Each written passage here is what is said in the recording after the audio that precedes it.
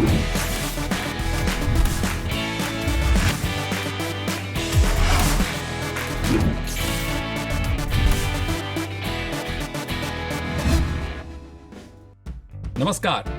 Sports जिंदगी के इस खास शो खेलों में खास में आपका स्वागत है। मैं हूं सुनील तनेजा। सबसे पहले बात करते हैं हॉकी की। भारतीय हॉकी टीम के फॉरवर्ड प्लेयर मनदीप सिंह की हालत गंभीर बताई गई है। स्पोर्ट्स अथॉरिटी ऑफ इंडिया ने कल मनदीप का हेल्थ अपडेट जारी किया, जिसके मुताबिक मनदीप का ब्लड ऑक्सीजन लेवल सामान्य से काफी कम है। उन्हें बेंगलुरु के एक मल्टी स्पेशलिटी हॉस्पिटल में शिफ्ट किया गया है।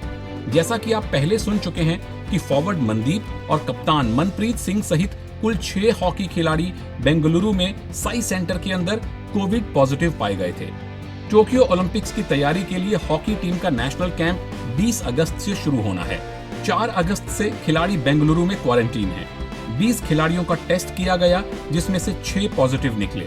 इन सभी प्लेयर्स की दिन में 4 बार जांच की जा रही है। भारत के पूर्व हॉकी ओलंपियन समीर दाद इस समय हमारे साथ मौजूद हैं। समीर भाई, मनदीप की स्थिति को लेकर आपके पास क्या खबर है? मनदीप, देखिए, पहले तो 5 पॉजिटिव आ गए थे जी। अभी मनदीप का भी सुन रहा है और मनदीप का थोड़ा सा हालत अभी ठीक ठाक है। और मतलब उन 5 से थोड़ी सी ज्यादा अफेक्ट हुआ है मनदीप को जी। और उनको बैंगलोर के किसी हॉस्पिटल में 6 जितने भी जो पॉजिटिव थे उनको 6 को बैंगलोर के एक अच्छे हॉस्पिटल में उनको रखा गया है। तो उम्मीद करते हैं कि क्योंकि मनदीप भी बहुत ही हमारे टीम के लिए बहुत ही इम्पोर्टेंट प्लेयर है और उम्मीद करते हैं कि जल्दी से जल्दी वो रिकवर करे और फिर कैंप ज्वाइन करे। बस ये था कि इनको जब ब्रेक मिला था कैंप से घर जाने के लिए, तो थोड़ा सा प्रिकॉशंस लेना था इनको और थोड़ा लोगों से बचना था। तो शायद हो सकता है कहीं ना कहीं लोगों से चूक हुई हो, जिसके कारण ये लोग पॉजिटिव हो गए। बिल्कुल, चाहे मनदीप हो, मनप्रीत हो, मुझे ऐसा लगता है समीर भाई, आप जितने भी लोग भारत के लिए खेलते हैं, आप लोग सिर्फ खिलाड़ी नहीं, आप देश की धरोहर हैं। तो क्या थोड़ा सा आपको लगता है कि अथॉरिटी से भी चूक हुई है कि जब खिलाड़ी कैंप में आ रहे हैं तो पहले से ही अपना टेस्ट करवा के आए, ताकि फिर कैंप के अंदर आके किसी तरह की कोताही की गुंजाइश ना रहे?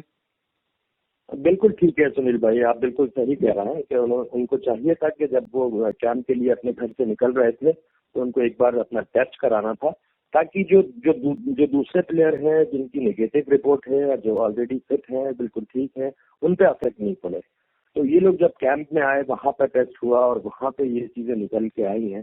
तो जैसे 5 पहले निकले और फिर अब मनदीप भी आ गए और अभी मुझे लग रहा है कि सबका फिर से इनको टेस्ट करना चाहिए और बिल्कुल जो साई की गाइडलाइंस है उसके हिसाब से रखना चाहिए खिलाड़ियों को।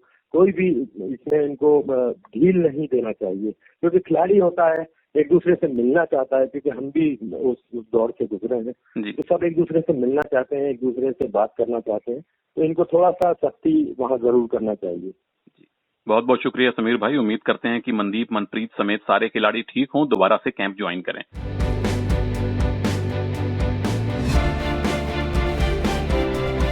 बीसीसीआई ने टाइटल स्पॉन्सरशिप के लिए टेंडर इनवाइट किए हैं। इसके लिए शुक्रवार 14 अगस्त तक बोली लगाई जा सकेगी और 18 अगस्त को नए स्पॉन्सर का नाम घोषित किया जाएगा। बोर्ड ने कहा है कि नया स्पॉन्सर 31 दिसंबर 2020 तक के लिए रहेगा। बोर्ड ने स्पष्ट किया कि सबसे ऊंची बोली लगाने वाली कंपनी को स्पॉन्सरशिप देने के लिए बोर्ड बाध्य नहीं होगा। कंपनी का टर्नओवर 300 करोड़ रुपए से अधिक का होना चाहिए। बोर्ड ने 2021 में मेगा ऑक्शन को आयोजित नहीं करने का फैसला किया है। कोविड-19 के चलते ऑक्शन को अनिश्चित काल के लिए टाल दिया गया है। स्पोर्ट्स फ्रंट से सीनियर जर्नलिस्ट राजेंद्र शर्मा हमारे साथ मौजूद हैं। राजेंद्र जी, अब तारीख सामने आ चुकी है, 14 अगस्त को तक आप अपनी बोली सबमिट कर सकते हैं, 18 को रिजल्ट आएगा। लेकिन इंटरेस्टिंग बात यह है कि बोर्ड चाहे तो सबसे ज्यादा बोली लगाने वाले को भी रिजेक्ट कर सकता है। सुनील जी, आप जो बता रहे हैं सबसे ज्यादा बोली वाला, एक टेक्निकल पॉइंट होता है। किसी भी टेंडर में ये लिखा जाता है सामान्यतः कि सबसे ज्यादा बोली वाले को रिजेक्ट कर सकते हैं। उसके लिए बहुत सी टेक्निकलिटीज होती हैं, वो एक लीगल एस्पेक्ट है। लेकिन यहाँ पर एक चीज बड़ी साफ है, टेंडर प्रोसेस जो है एक औपचारिकता है। बोर्ड के साथ जिन लोगों से बात करनी है, पैसे सुनने में आ रहा था कि बोर्ड के सीईओ हेमंत अमीन कुछ ब्रांड्स के साथ पहले से बात कर रहे हैं, जिनमें टाटा का नाम भी आया था। रिलायंस जियो से भी बात करने की कोशिश की गई थी।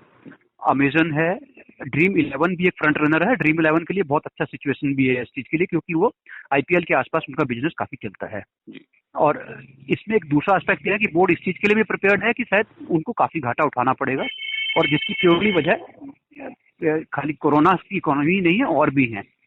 इसमें देखने वाली बात है कि आमतौर पर जो पूरा कॉन्ट्रैक्ट का पीरियड होता है 1 साल का होता है, इस बार 3 से 3.5 महीने के बीच है, और ये लीग खत्म होने के 4 महीने के अंदर ही शायद दूसरी लीग शुरू हो जाएगी अगले साल, जो आईपीएल स्टार्ट हो जाएगी, आईपीएल 2021 जो हम कहते हैं, और वो शायद इंडिया में होगी, तो ब्रांड्स उसको भी कंसिडर करेंगे। तीसरी बात है कि अगर लीग ऑफशोर वेन्यू पे हो रही है तो ब्रांड्स जो एक्टिवेशन करते थे, जो उनको फ्री चीजें मिलती थी, साथ में एड ऑन्स मिलते थे, वो इस बार बीसीसीआई दे नहीं पाएगी। तो इन चीजों को देखते हुए लग रहा है कि वैल्यूज नीचे जाएंगी, और बीसीसीआई उन्हीं वैल्यूज के आसपास किसी को ढूंढने की कोशिश कर रही है। एक और बड़ा इंटरेस्टिंग नाम 2 दिन से सामने आ रहा है, वो है बाबा रामदेव की पतंजलि का। आपको लगता है कि ये इन खबरों में कुछ सच्चाई है? कहना बड़ा मुश्किल है। देखिए, पतंजलि को लेकर पतंजलि की मार्केट डाउन गई है, ये आपने देखा होगा। पतंजलि हो सकता है इस अवसर को देख भी रहा हो कि उनको 100-150 करोड़ की रेंज के बीच में मिल जाता है, क्योंकि पतंजलि एक ऐसा ब्रांड है जो 1 साल के लिए खेलने को तैयार हो जाए। बड़े ब्रांड रिलायंस, टाटा, ये लोग 1 साल छोटी डील में आने को तैयार नहीं होते, और ऐसा ना भी हो तो पतंजलि का कुछ बिगड़ता नहीं। उन्होंने एक शिगुफा छोड़ा है, और उसकी वजह से 2 दिन उन्होंने हेडलाइंस भी ग्रैब की हैं, उनके फोटो भी छपे हैं, और उनका नाम भी आया है। तो मीडिया वैल्यू तो उन्होंने इतना बोलकर ही काफी गेन कर ली है।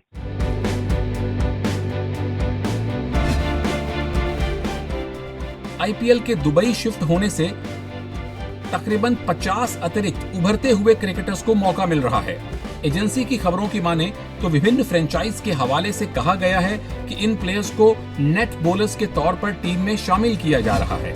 3 teams Chennai super king, Kolkata night Riders और दिल्ली कैपिटल इस बात को कंफर्म कर चुकी हैं कि वो इन नेट बॉलर्स का रोस्टर तैयार कर रही हैं। इस लिस्ट में फर्स्ट क्लास प्लेयर्स, अंडर 19 और अंडर 23 प्लेयर्स शामिल किए जाएंगे। अब तक इस काम के लिए लोकल बॉलर्स का इस्तेमाल किया जाता रहा है। चेन्नई ने 10 और दिल्ली ने 6 इस तरह के प्लेयर्स को साथ ले जाने का फैसला किया है। बाकी टीमों ने भी इस दिशा में काम शुरू कर दिया है। ये तय है कि कोई भी टीम इस बार दुबई के स्थानीय खिलाड़ियों को नेट बॉलर्स के तौर पर इस्तेमाल करने का जोखिम नहीं लेना चाहेगी। भारत के डोमेस्टिक अंपायर KN अनंत पद्मनाभन अब आईसीसी अंपायरों के इंटरनेशनल पैनल में शामिल हो गए हैं। केरल के पूर्व कैप्टन और लेग स्पिनर अनंत पद्मनाभन ने 105 फर्स्ट क्लास मैचेस में 344 विकेट लिए हैं। हाल ही में युवा अंपायर नितिन मेनन को अंपायरों के एलीट पैनल में जगह मिली है। अनंत पद्मनाभन आईपीएल और रणजी ट्रॉफी में भी अंपायरिंग करते रहे हैं। पिछले सीजन में रणजी फाइनल में भी वो अंपायर रह चुके हैं। अनंत पद्मनाभन अब शमशुद्दीन, अनिल चौधरी और वीरेंद्र शर्मा के साथ इस पैनल में चौथे भारतीय होंगे। इंटरनेशनल पैनल के अंपायर वनडे और T20 के अलावा जूनियर वर्ल्ड कप में भी अंपायरिंग कर सकते हैं।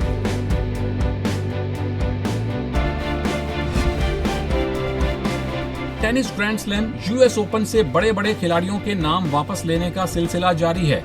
पूर्व चैंपियन रूस की स्वेतलाना कुज़नेत्सोवा ने भी इस बार कोरोना के चलते टूर्नामेंट में नहीं खेलने का फैसला किया है। न्यूयॉर्क में इस साल यूएस ओपन 31 अगस्त से 13 सितंबर तक होना है। इससे पहले डिफेंडिंग चैंपियन स्पेन के राफेल नडाल, महिलाओं में वर्ल्ड नंबर 1 ऑस्ट्रेलिया के एशली बार्टी, स्विट्जरलैंड से वर्ल्ड नंबर 4 रॉजर फेडरर और निक किर्गियोस भी टूर्नामेंट से अपना नाम वापस ले चुके हैं। वर्ल्ड नंबर 1 सर्बिया के नोवाक जोकोविच भी इस टूर्नामेंट में नहीं खेलने का विचार कर रहे हैं। खेलों में खास में आज के लिए इतना ही। अपना और अपने परिवार का अच्छे से ख्याल रखिए, और खेलों की तमाम जानकारियों के लिए आप जुड़े रहिए स्पोर्ट्स जिंदगी के साथ। नमस्कार।